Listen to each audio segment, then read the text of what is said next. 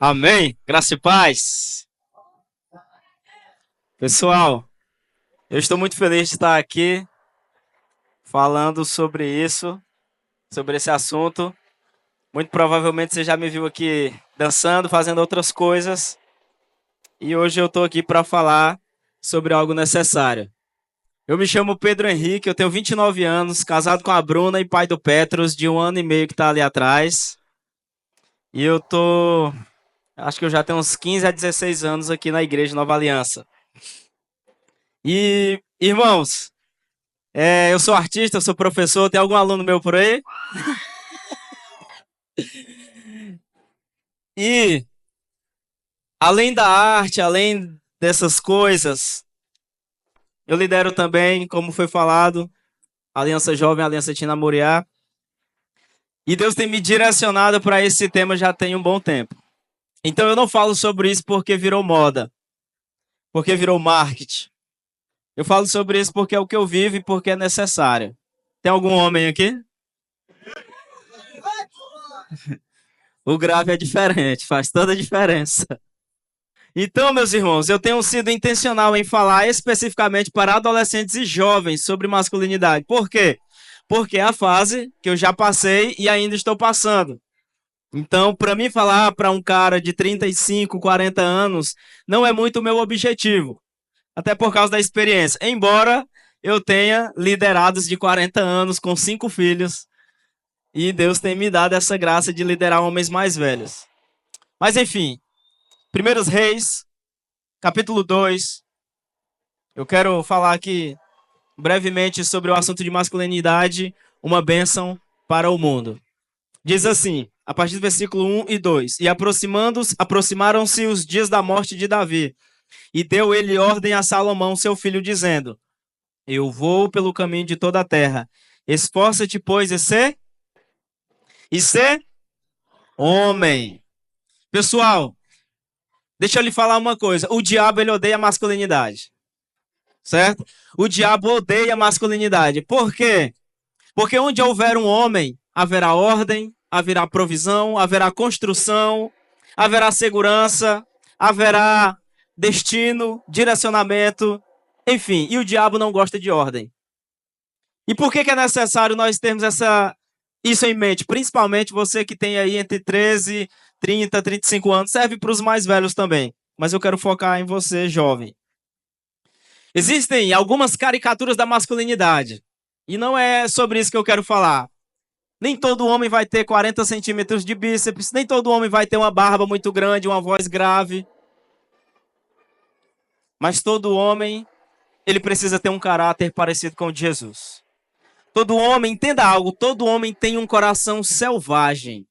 Nós somos leões, e leões que não conseguem, não podem ficar enjaulados. E o que a cultura tem feito? Justamente, eu não quero demonizar a cultura. Eu estudo sobre cultura, eu amo a cultura, mas parte da cultura não é boa. E o diabo tem, por meio da cultura, tentado atacar com todas as forças, ideologias, a masculinidade. E aí, criou-se, por causa de uma ideologia chamada feminismo, criou-se uma guerra entre mulheres e homens. Porque a falsa masculinidade é aquela que se coloca como superior. Veja bem, homem e mulher, o homem não é superior da mulher.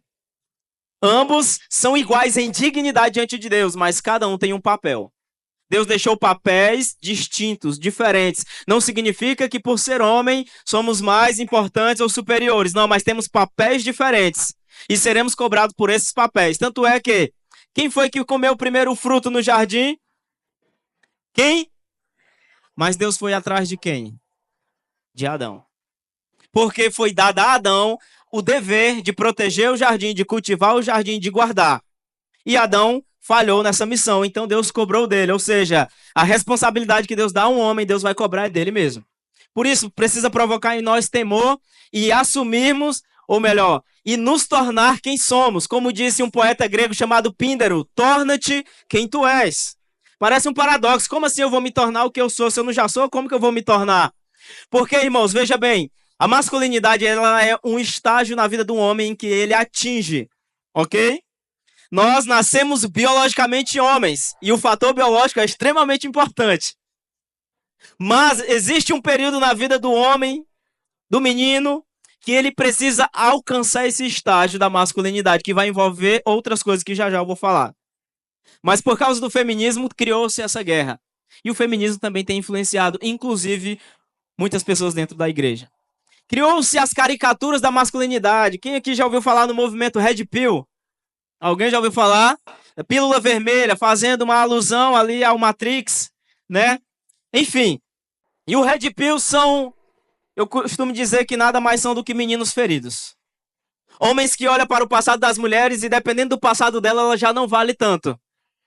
Homens que se colocam acima das mulheres. Então, esse movimento e alguns outros que criam essa caricatura da masculinidade, a falsa ideia da masculinidade, nada mais são movimentos criados por homens, ou melhor, meninos barbados, meninos em corpo de homens.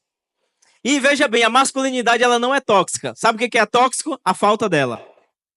Porque, irmãos, eu nunca vi uma mulher reclamar de um homem de verdade. Geralmente, reclama-se de um homem falso.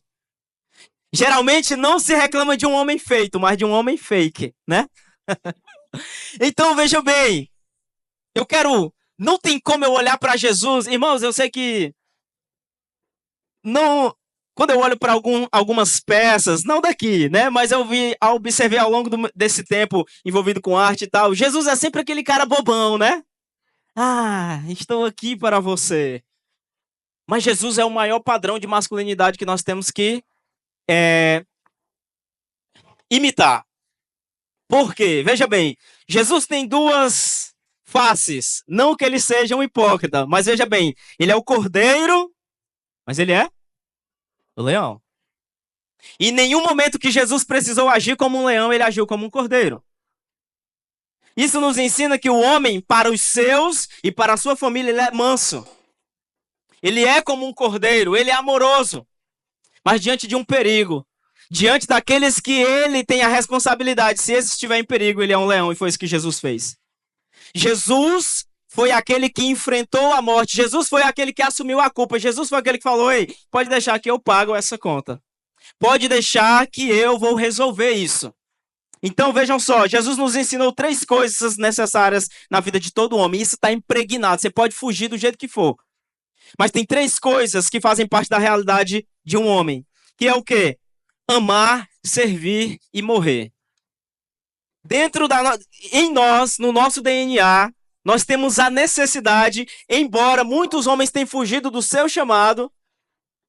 Irmãos, eu leio, eu estudo sobre isso há muito tempo, eu vivo sobre isso. Olha, eu lembro de poucas coisas que eu fui, assim, na verdade, poucas coisas me marcaram na minha juventude. Eu aceitei Jesus aos 13 anos de idade, mas uma das coisas que eu não esqueço, o que me marcou logo que eu conheci Jesus foi um desejo profundo de amadurecer e me tornar um homem. Eu não tenho dúvida disso. Então, desde a minha juventude, desde a adolescência, eu comecei a liderar jovens, homens, rapazes com 16 anos de idade. Agora eu tenho 29. Então, desde esse tempo, Deus sempre me usou com firmeza, porque era isso que eu buscava. Porque eu precisava, de alguma maneira, Deus estava me preparando para algo. E talvez nesse sentido. E a nossa missão tem muito a ver com aquilo que nos causa revolta. O que causa revolta em mim é um homem hiperfragilizado. Por isso, Deus me molda, eu me permito ser tratado, eu tento ser forte, não no sentido físico somente, mas principalmente. Quando a gente fala de força, não é apenas a força física também, mas o que falta, a força que está faltando para a nossa geração é um legado moral. Porque a maioria de nós, homens, estamos extremamente sensíveis, extremamente feridos, extremamente pornográficos, imorais, descompromissados e infantis. Irmão, eu casei com 20 anos de idade. Com 20 anos de idade, saí da casa do meu pai. E eu não estou dizendo que porque você ainda não casou e já tem mais de 20, você é menos homem que eu. Não é isso. Mas esse desejo pela responsabilidade de amadurecer foi me empurrando para essas coisas que são características na vida de todo homem. Então veja bem, amar, servir e morrer. O que você ama, você serve, você vive e você morre. Ok? Então, só para deixar claro, a meninice, ela é necessária. É necessário que nós sejamos meninos. Mas nós não podemos ser meninos para sempre. Eu vi uma matéria que diz que agora a adolescência vai até 25 anos de idade. Alguém viu isso? Irmão, você sabe o que é isso? Isso é uma molecagem. Na verdade, se você olha para na verdade, o termo adolescência é moderno. Para o passado, ou era menino ou era homem. Eu não quero aqui cair num saudosismo de achar que só o passado prestou. Não, não é isso. Mas, irmãos, e principalmente você, homem, tem alguma moça acima de 18 anos solteira aqui? Tem não? Levanta a mão aí. Olha aí, meu amigo, o tanto de bênção e você sendo um égua. Onde eu vou, eu escuto das meninas falando, não tem homem. Bicho, eu fico revoltado. Uma igreja que tem tanta mulher bonita dizendo que não tem homem, meu irmão. É verdade, é?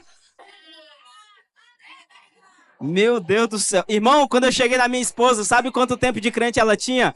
4 meses. E eu tinha 2 anos. Sabe qual era o meu pensamento? Se eu não chegar nessa mulher, outro cara vai chegar. O que eu fiz? Eu garanti. Primeiro, foi eu que preguei para ela, então eu ganhei ela para Jesus. E depois eu ganhei de novo para mim. Então o ganho foi ao quadrado. Amém? Mas é necessário ser menino. Mas você não pode continuar menina. É um estágio, é uma fase, ela tem que passar. A adolescência se tornou um processo de autorização para você ser inconsequente. Para você ficar assim, eu tô vendo aí o que vai dar. Não, meu filho. Nós precisamos acordar. Por quê? Porque a masculinidade é uma bênção para o mundo. O mundo precisa de mim e de você. Porque os nossos pastores, aqueles que vieram antes, estão passando. Eles estão envelhecendo e daqui uns dias eles vão para a glória. E aí é nós que teremos que segurar o veneno. Mas quando a gente olha e vê cada vez mais o número de líderes mulheres é muito maior do que o de homens dentro da igreja. Eu não falo isso por competição, eu falo isso por omissão. Não é porque nós estamos competindo e eu tenho que ser mais do que as mulheres. Não, mas é porque os caras estão correndo. Eles não querem assumir responsabilidades. Eles não querem. Eles estão correndo. Não, agora não. Eu não quero me responsabilizar. Eu quero isso, eu quero aquilo. Isso vai me impedir de viver algumas coisas, irmãos. Uma frase que me marcou no livro do C.S. Lewis. Cartas de um Diabo a Seu Aprendiz. E isso é o demônio que fala pro outro. Ele fala assim, ó. Antes do prazer, vem o dever. O que acontece é que a galera, os caras, estão querendo apenas viver o prazer e fugir do dever. Existe um dever. Os discípulos de Jesus eram todos jovens. Davi e muitos homens e mulheres foram chamados e usados por Deus ainda na sua juventude. Você não precisa ser perfeito, mas você precisa ser intencional nesse processo. Veja, precisamos ser meninos, passa a fase do menino. Mas agora eu preciso caminhar para me tornar um homem. E não é da noite para o dia, isso é um processo que a velocidade vai depender do contexto de cada um. Tem contextos que favorecem. Se você é um cara que desde cedo teve que trabalhar, ajudar em casa, com certeza, como diz, eu não sei, tem um rap que diz, né, que eu vim de um lugar em que os homens se tornam, acho que é o Rashid que fala, os homens se tornam homens mais cedo. Então, dependendo do contexto, pode ser que você amadureça mais rápido ou demore um pouco mais. Mas para você que talvez está aí esperando a vida te levar, chegou a hora de você acordar e ser intencional. Se perguntar o que é que eu tenho que fazer para que eu seja usado naquilo que Deus me fez para ser. Deus me fez um homem. Como eu irei servir a Deus? Como eu irei servir essa sociedade com aquilo que eu sou? De forma que Deus seja glorificado, de forma que eu não atrase aquilo que Deus tem para me viver. Porque, irmãos, veja bem, o mundo não começou com um menino. O mundo começou com um homem. Deus não colocou um menino no jardim, ele colocou um homem e ele falou assim, ó, você vai cultivar e vai guardar. Só depois veio a mulher. Primeiro Deus deu ele mesmo, depois ele deu uma responsabilidade, só depois ele falou, não é bom que você esteja só. Agora a gente está querendo inverter a ordem. Os caras querem o prazer do sexo sem um compromisso de uma aliança, muito menos um compromisso com Deus. O que vai dar? Não vai dar bom. Então, olha o que Davi fala para o seu filho. Ele não fala, ele está no final da vida, ele não fala assim, ei, cuida do meu reino. Ô, Salomão, administra as coisas, as empresas. Salomão, cuida das minhas esposas, Salomão. Não. No final da vida dele, ele fala assim, olha, eu vou morrer. Coragem. Ou, dependendo da tradução, se esforce. Se a masculinidade é um estágio que o homem atinge, precisa haver esforço. Porque se você for depender da cultura, ela vai te afeminar. E não tô aqui batendo na feminilidade, é porque a feminilidade é experimentada por uma mulher e não por um homem. Então, os homens estão se vestindo como mulher, falando como mulher, hipersensíveis, você não pode confrontar. Eu ouvi uma história que um cara processou o pastor dele porque o pastor dele confrontou ele. Esse cara merecia era tapa. Não pode mais confrontar o cara.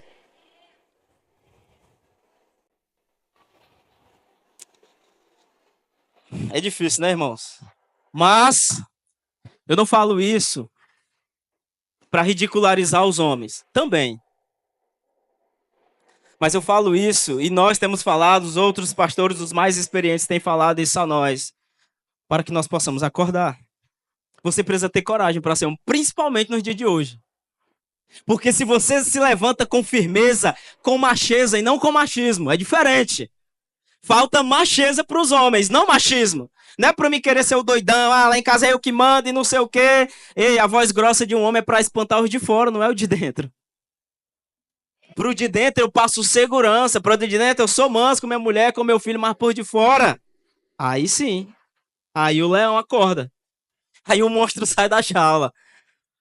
Mas, irmãos, eu quero aqui deixar 3 coisas. Isso é um assunto muito profundo, certo? Mas eu quero deixar 3 coisas que foram fundamentais no meu processo. Existem outras coisas, mas eu separei 3 coisas que vai te ajudar, você jovem, a crescer como homem. A primeira coisa dela é você precisa de boas referências. Se você não cresceu com seu pai, e a maioria do contexto familiar são de homens que cresceram sem pai, ou talvez o pai estava presente fisicamente, mas distante emocionalmente. Então você precisa de uma referência. Graças a Deus eu tive a graça de Deus de ter um pai presente e um exemplo. Mas além do meu pai também eu tive outros homens que foram referências. Lideranças, pastores que até hoje são. Enfim, você precisa de referência. Por quê? Porque um homem só aprende a ser homem com outro homem. Tem cara que fala, minha mãe me ensinou a ser homem. Não, sua mãe não pode lhe ensinar a ser homem. Talvez ela ensinou coisas a respeito da masculinidade, porque ela viu, observou em outros homens, mas um homem só aprende a ser homem com outro homem. Jesus falou que o filho faz o que vê, o quê? O pai fazer. Então você precisa de um homem por perto, mais experiente. Você precisa, claro, ter as suas amizades ali, da mesma idade, a galera da zoação, mas você precisa ter um homem mais experiente, aquele que vai puxar a tua orelha, aquele que vai te ensinar. Irmãos, eu tive que ensinar liderados até apertar a mão. O cara era todo medroso, chegava perto dele e achava, ei, guerreiro, se acalma. Ia pegar na mão, ó, firma a mão e olha no meu olho. Eu tive que ensinar liderado a comer de garfo e faca, porque o cara não sabia. Por quê? Porque é uma geração sem pai. Então, para nós, que já temos talvez aí, estamos nessa caminhada, nessa jornada, precisamos ter a coragem, a paciência para ensinar os mais novos. E você que é mais novo, seja humilde para aprender com aquele que já trilhou o caminho que você está trilhando agora.